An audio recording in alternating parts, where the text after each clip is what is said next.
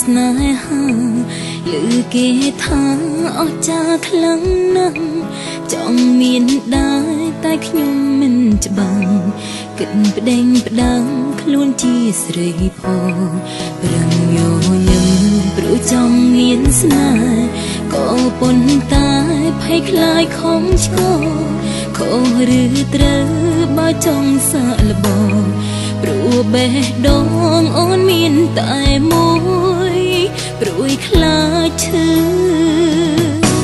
តើសង្សាររបស់អ្នកណាគេនឹងលួយសំលឹងធ្វើឲ្យដងចិនអូនព្រឺ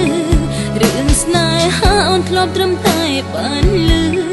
សូមកុំធ្វើឲ្យអារម្មណ៍អូនច្របល់តើសង្សាររបស់អ្នកណាគេនឹង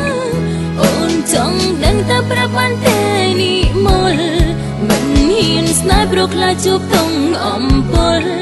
ជួបកងវល់ស្រឡាញ់ប៉ះសងសាគេស្នេហ៍ស្នេហា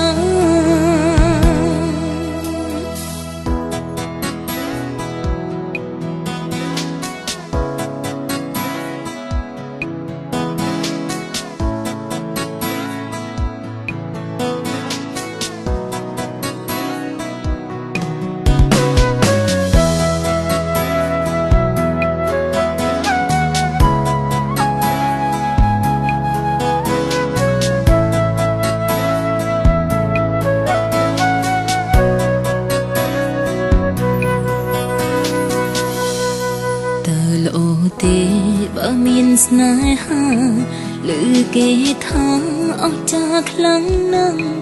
ចង់មានដែរតែខ្ញុំមិនច្បាស់គិតប្តេងផ្ដាំងខ្លួនជាស្រីផងប្រឹងញញឹមព្រោះចង់មានស្នេហ៍ក៏ប៉ុន្តែភ័យខ្លាចខំឆ្កខំឬត្រូវបើចង់សាកល្បងព្រោះបេះដូងអូនមានតែមួ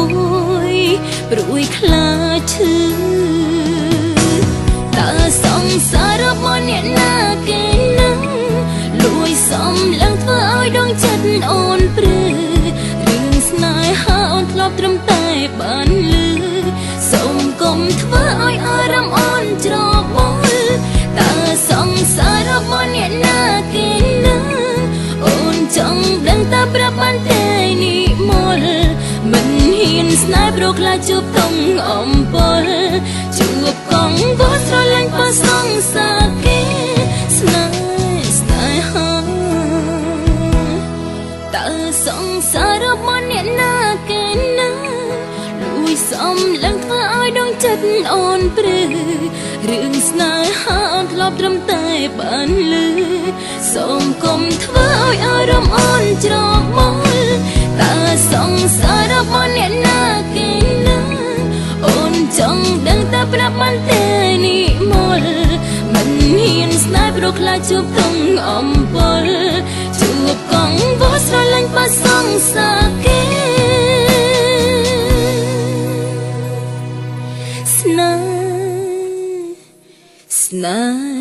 ហា